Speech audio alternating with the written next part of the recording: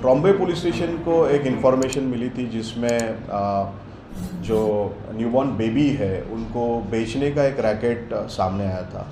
इस सिलसिले में हमारे ट्रॉम्बे पुलिस स्टेशन के पीएसआई नानेकर और उनकी टीम ने वर्कआउट किया और इसमें हमने अब तक 6 जो एक्यूज़ड है उनको अरेस्ट किया है, जिनका काम था कि अराउंड 5 लाख रुपीज़ में जो न्यूबॉर्न बेबीज़ है उनको उनकी माँ से ख़रीद के वो थ्रू एजेंट जिसको चाहिए वो बच्चा हैंडओवर करते थे।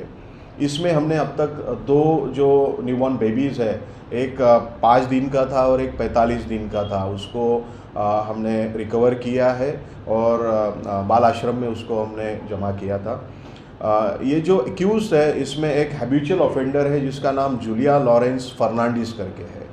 इसके ऊपर इसके पहले के 7 केसेस है। जो आखिरी केस था उसका था वो 2022 का था। ये इलीगल नर्सिंग होम चलाना और उस नर्सिंग होम के थ्रू जो डिलीवरीज होती थी उनके थ्रू माँ को कन्विंस करके उनको पैसा दे के वहाँ से न्यूबॉर्न बेबी लेना और उसको बेचना, ये उसका नेक्सस था। इस सिलसिले में उनके एक एजेंट्स होते थे। इस केस में भी उनके 3 एजेंट्स थे जो गोरीबी शेख, शबाना शेख और रीना चौहान करके है। ये एजेंट के थ्रू इनका काम होता था कि प्रेग्नेंट लेडी आइडेंटिफाई करना और उनके बाद में उनका प्रेगनेंसी का पूरा खर्चा ये एजेंट के थ्रू जूलिया फर्नांडिस उठाती थी, डिलीवरी भी करवाती थी और जैसे ही डिलीवरी होती है उसके बाद में वो न्यूबॉर्न बेबी को वो वहाँ से माँ के तरफ से लेके वो बेचते थे। इसमें एक इलीगल नर्सिंग होम का भी मामला सामने आया जिसके थ्रू ये डिलीवरीज होती थी। जो एक सायरा बानो नबीउल्लाह शेख करके थी, वो एक शिवाजी नगर इलाके में ये इलीगल नर्सिंग होम चला रही थी। इस सिलसिले में हमने जो ट्रॉम्बे पुलिस स्टेशन में IPC 370-34 तथा सेक्शन 81, 87 बाल न्याय अधिनियम 2015 का और सेक्शन 33, 36 महाराष्ट्र वैद्यक व्यवसाय अधिनियम 1961 का, इस तहत हमने मामला दर्ज करा। इसमें जो नर्सिंग होम चल रहा था वो BMC के थ्रू हमने वहाँ पे पंचनामा करके सील किया था और अब तक जो सामने आया उसके थ्रू हमने 2 जो न्यूबॉर्न बेबी है उनको रिकवर किया है। ये जो नेक्सस था एक अराउंड 5 लाख की डील करता था बच्चों को बेचने के लिए, उसमें से 1 लाख रुपया जो है वो बच्चे की माँ को दिया जाता था और उसका जो प्रेगनेंसी का और डिलीवरी का ये पूरा खर्चा ये जो पूरे एक्यूज्ड है ये उठाते थे। तो इस सिलसिले में जो पहले के ऑफेंसेस थे जूलिया के ऊपर, ये ऐसे 6-7 मामले थे। तो इस सिलसिले में हम ऑनरेबल कोर्ट से रिक्वेस्ट करके उसकी बेल जो है वो कैंसिल करवाने के लिए कोशिश कर रहे हैं। साथ में ये जूलिया फर्नांडिस ये एक NGO चलाती थी जिसका अहम करके एक नाम था और इस NGO के थ्रू भी ये नेक्सस चला रही थी। उस NGO का नया जो रजिस्ट्रेशन है वो कैंसिल करने के लिए भी हमने लेटर लिखे हैं। साथ में ये जूलिया फर्नांडिस एक DMLT उसका एजुकेशन था, उसके थ्रू ये सोनोग्राफी सेंटर चलाने का भी लाइसेंस लेने के लिए कोशिश कर रही थी।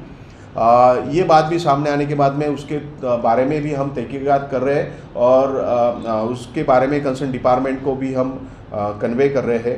तो ये जो पूरा नेक्सस था उस सिलसिले में अब तक 6 एक्यूज़ अरेस्ट किए।